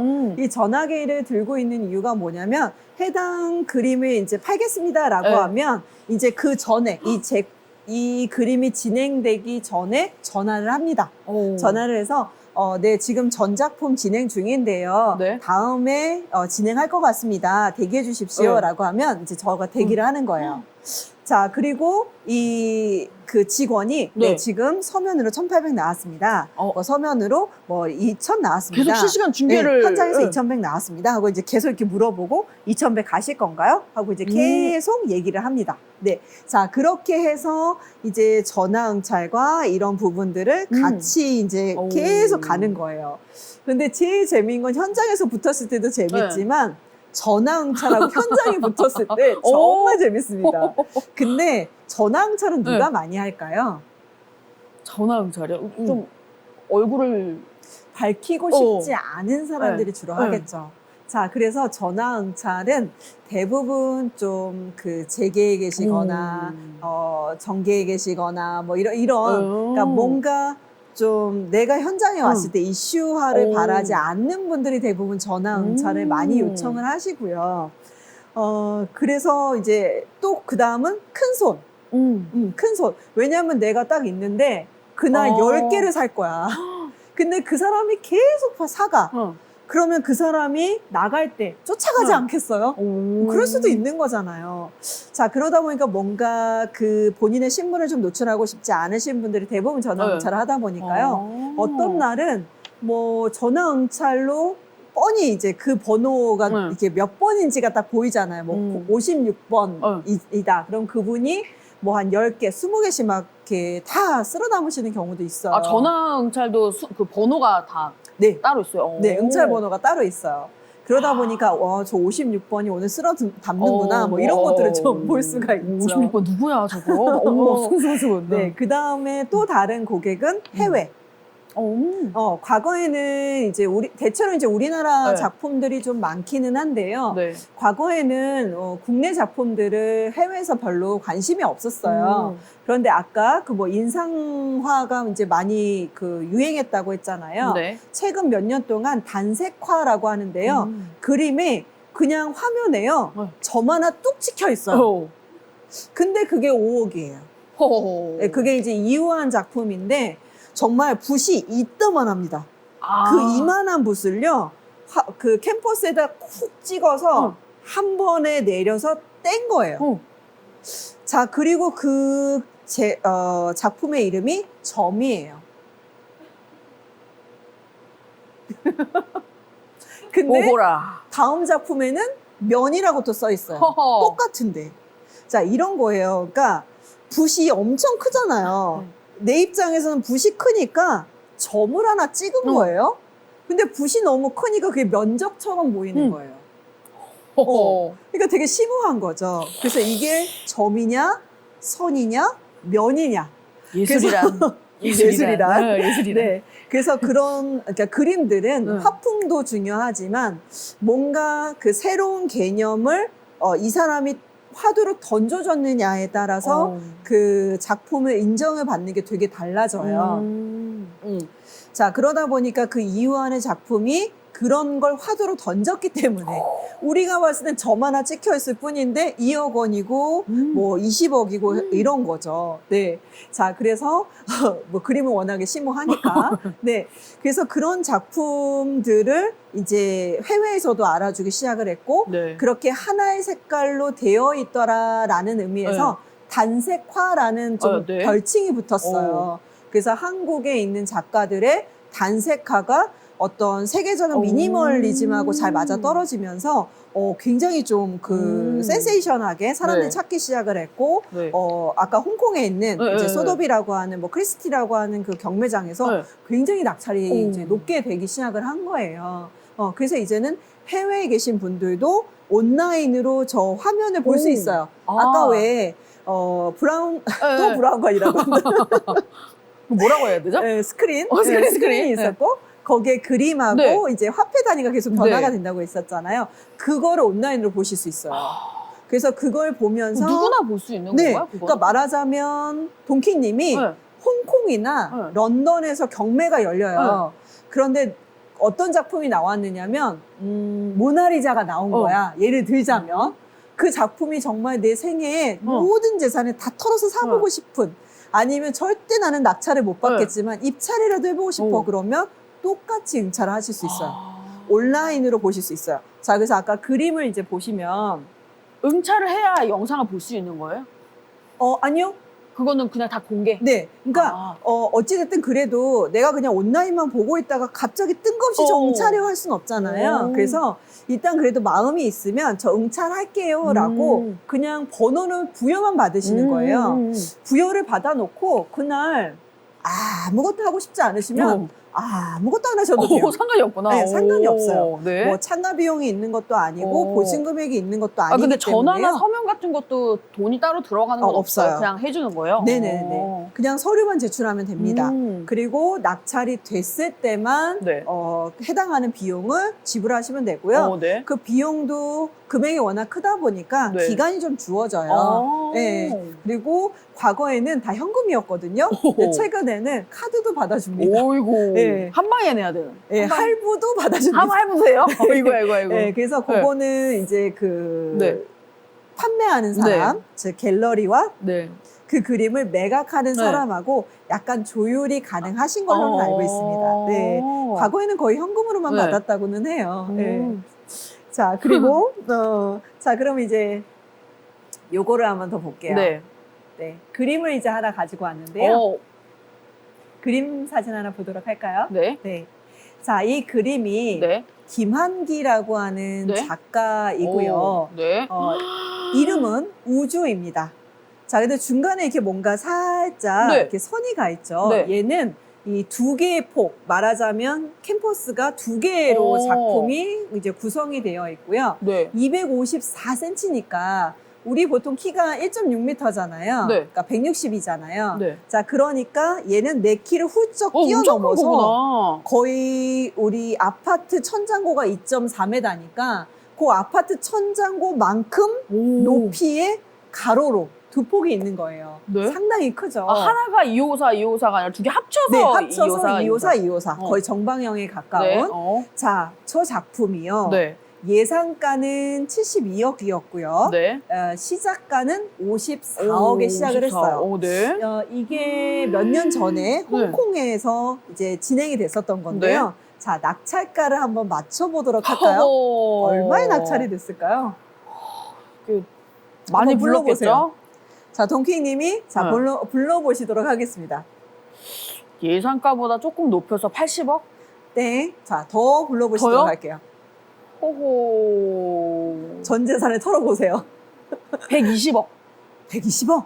좀 더 쓰세요. 저요? 네. 호호, 사는 느낌인데, 이거? 130. 130. 네. 130. 132억입니다. 132억. 네, 볼까요? 와. 낙찰가가요, 132억에 낙찰이 됐습니다. 자, 아마, 감으로 안 오실 거예요. 저는 이제 저 작품을 실제로 가서 봤어요. 국내에서 몇 년도였더라? 저 작품이 이제 그 전시회도 나왔었고 했었는데요. 저게 점이에요. 실제로 가서 보시면 굉장히 작은 파란 색깔의 점으로 이렇게 돼 있어서 점묘화라고도 부르는데요. 보고 있다 보면 약간 그 뭐라 그래야 되지? 이 점이 지금 자세히 보시면 알겠지만 이렇게 모아레라고 하거든요. 약간 원형처럼 이렇게 회오리 치듯이 도는 그런 느낌이 돌도록 되어 있는데 그게 마치 우주 같기도 하고 진짜 왜 별들이 궤도를 그리면서 왜 시간에 따라서 이렇게 이동하잖아요. 약간 그런 느낌이 나요. 그래서 요즘 작품인가요? 아니에요. 좀 된 작품이에요. 옛날 작품. 그 작가들도 초창기 작품은 싸요. 그러니까 그런 거죠. 그러니까 내가 한평생 그림만 그렸다고 칠게요. 정말 한 30살부터 그림을 그리기 시작을 해서 60세까지 그림을 그렸으면 30년 동안 그린 그림이 있을 건데 언제적 거가 가장 비쌀까요? 나중에 거. 나이가 들수록 뭔가 필력이라든지 그 사람의 확풍이라든지 이런 것들이 점점 고착되기 시작을 하면서 아무래도 일정 부분 좀 그 어느 정도 그렸을 때부터 뜨기 시작하지 않겠어요? 그래서 이 갤러리들도요. 대부분 작가를 선정을 할 때 적어도 한 40대 정도의 작가들을 많이 좀 선정을 해요. 어느 정도 좀 그려본 사람들. 30대는 이제 뭐 대학교를 졸업을 하거나 해서 그림을 그린 게 10년 차가 안 되는 거거든요. 물론 굉장히 이 사람이 화풍이 독특하고 송민호처럼 뭐 독특하고 색감이 독특해서 이건 젊은 애들이 아니면 나올 수가 없는 그림이야 라고 하면 이제 젊은 세대들을 아주 또 핫하게 그 모셔가기도 하지만 어느 정도 그 핫한 사람들도 그림을 어느 정도 그려야 이 느낌이 달라질 수 있잖아요. 피카소조차도 예전에는 우리가 알고 있는 그 이상한 옆모습하고 앞모습을 이게 합쳐놓은 듯한 그 그림을 그리지 않았어요. 오히려 그 굉장히 실사에 가까운 그런 그림을 그렸던 사람이거든요. 굉장히 리얼하게 그렸던 사람인데 그거를 넘어서 오히려 추상화 쪽으로 가게 된 거거든요. 그래서 오히려 작가들이 좀 나이가 먹을수록 그림이 좀 되는데요. 아마 이분의 작품이 제가 지금 데이터를 확인하지 않았지만 80년도 작품이 좋다라고는 들었던 것 같아요. 80년도에서 90년도 작품. 왜냐하면 그 뒤에는 조금 나이가 많이 들으셔서 80세인가 그러실 거예요. 그래서 이분이 한창 이제 또 필력이 좋으실 때의 작품이라 거의 90년도에서 2000년도 초반인가 뭐 이때 작품이 좋다라고 뭐 들었던 것 같습니다. 그래서 이 시기에 따라서 또 이분의 작가가 작품이 금액이 많이 달라지기도 하는데 저 때가 가장 많이 그 이제 어떤 풍이 이렇게 확보가 정점을 됐던 딱 찍었었구나. 네네네 그런 시기라고들 하시더라고요. 누가 대체 저걸 사가져가신 거예요? 인터넷상으로 확인을 했을 때는 외국 기업가가 사갔다라고 얘기를 하고요. 이게 이제 누군가가 소유했느냐에 따라서 아까 되게 달라진다고 했었잖아요. 그리고 그거를 비밀에 붙이는 경우도 되게 많아요. 누가 사갔는지? 네. 알려지지 않는 경우가 많은 거죠. 왜? 그래서 우리 그 가끔 가다가 영화 같은 거 보면 예를 들어 뭐 람브란트의 그림이 누가 갖고 있다고 추정만 되더라 뭐 이런 식으로 나오는 경우도 되게 많이 있잖아요. 그리고 뭐 어디 그 루브르 박물관에 있는 그 모나리자는 실제는 가짜고 실제는 누구누구 백작이 뭐 갖고 있다더라 뭐 이런 풍문들이 있잖아요. 그래서 이 그 그림을 나만 소유하고 싶어서 이게 누가 갖고 있는지 혹은 뭐 이런 것들을 거의 모르게 하는 경우도 많이 있다고 하더라고요. 근데 런던에서 이제 정말 엄청나게 비싼 작품들 많거든요. 한 뭐 3천억씩 뭐 이렇게 하는 것도 되게 많은데 그 중에 좀 비싼 걸 사기로 유명한 사람이 첼시 저거 뭐죠? 축구 구단을 갖고 있는 그 구단주가 있어요. 그분이 유독 좀 비싼 그 미술품들을 좀 이렇게 낙찰받는 걸로 좀 유명하기는 합니다. 네. 자, 그러면 이거 하나만으로요. 얘를 만약에 서울 옥션이나 K 옥션과 같은 이 경매 회사가 낙찰 수수료를 받게 된다면 얼마일까요? 15%니까. 그죠? 상당한 거죠. 자, 그래서 지금은 이제 이게 실제로는요, 예전에 80억엔가 낙찰이 됐었던 애예요. 그러니까 지금 계속 이런 작품들은요, 가격이 떨어지지 않아요. 미술품은 보유할수록 시간을 먹으면서 금액이 올라가는 특징이 있거든요. 자, 그러기 때문에 만약에 지금 현재 서울 옥션이나 K 옥션에서 팔았던 그 미술품들이 있다면 그리고 그 낙찰 총액이 아까 뭐 1600억이었다면 그 그림이 그대로 10년 뒤면 10배가 될 수도 있다는 거죠. 그러면 그 그림이 하나만 거래가 돼도 이 회사는 그 수수료를 이제 가져가게 되는 거기 때문에 생각외로 이 그 부동산이 가격이 오르는 것처럼 즉 물가 상승률을 반영해서 가격이 오르는 것처럼 그림은 말 그대로 시대성을 대표를 하고 희귀한 거 혹은 이제 그걸 뭐라 그러죠? 한정된 리미티드 상품 이렇게 보기 때문에 가면 갈수록 귀할 수밖에 없어요. 그래서 우리가 아까 주식 그 회사들을 사는 것도 괜찮아요 라고 하는 건 이렇게 작품들이 계속해서 가격을 갱신해서 갈 거기 때문에 그렇습니다. 와, 근데 그렇게 저렇게 파는 것도 있고 그러면은 내가 진짜 비싼 작품이 팔리는 그런 작가인데 나한테 누가 따로 와서 그냥 훨씬 더 큰 금액을 준다면 굳이 경매로 내놓지 않을 수도 있겠네요. 그럼요. 근데 그런 사람을 알기가 어려운 거죠. 그리고 아까 저런 작품을 누가 샀는지 밝히기 꺼리는 사람도 많다고 했잖아요. 그러면 이제 갤러리나 이런 데들을 통해서 수소문을 해요. 제가 뭐 김한길 작품을 너무너무 사랑하는 사람이라 좀 사고 싶은데 이걸 보유하신 분이 있냐, 좀 수소문을 해달라. 그리고 그 수소문을 통해서 그 그림을 한번 눈으로 확인이라도 좀 해보고 싶다. 그 작품을 한 번만이라도 내가 죽기 전에 보고 싶다. 이런 분들도 있거든요. 그렇게 해서 보여주시기도 하고 또 그 다음에 정말 너무너무 이렇게 그 어떤 영화 중에 하나가 이런 그 매력적인 미술품이나 혹은 정말 극한의 멋있는 작품을 만났을 때 숨이 멎으면서 기절하는 현상이 있어요. 그걸 어떤 현상이라고 부르는데 제가 그 이름을 까먹었는데요. 우리가 정말 그 황홀경이라는 걸 느낄 수가 있대요. 그러니까 음악을 듣고도 혹은 이렇게 미술품을 보고도 아니면 정말 아름다운 여인을 보고도 그래서 그렇게 그림을 정말 보고 싶어 하시는 분들도 있어서 이런 그림을 대여하는 것도 상당히 있습니다. 그래서 요즘은요, 갤러리에 낙찰을 받아서 내가 보유하는 동안에 가치도 오르겠지만 왜 부동산도 저번에 소유자가 되면 뭘 할 수 있다고 했죠? 실제로 내가 직접 들어가서 사용할 수 있고 그걸 빌려줘서 수익할 수 있다고 했잖아요. 그림도 마찬가지예요. 내가 이거를 벽에다가 우리 집에 걸어 놓을 수도 있지만 그러면 그냥 이 그림을 다른 사람에게 빌려줄까? 그러면 이 빌려주기만을 전문으로 하는 회사들이 요즘 생겨났고요. 그래서 그 그림을 가져다가 주기별로 이렇게 빌려주는 그리고 그 빌려주는 회사로부터 금액을 받는 경우가 있습니다. 그러니까 이런 서비스는 왜 생겨나게 됐느냐면 제가 카페예요. 혹은 음식점이에요. 혹은 회사예요. 그런데 저 그림을 뭐 제가 너무너무 마음에 드는 그림이 하나가 있어서 아까 이유한의 작품 점 하나 딱 찍혀 있던 거 그거에 매료가 돼서 2억을 주고 다 갖다가 다 사놨어요. 근데 계속 보다 보니까 지루한 거예요.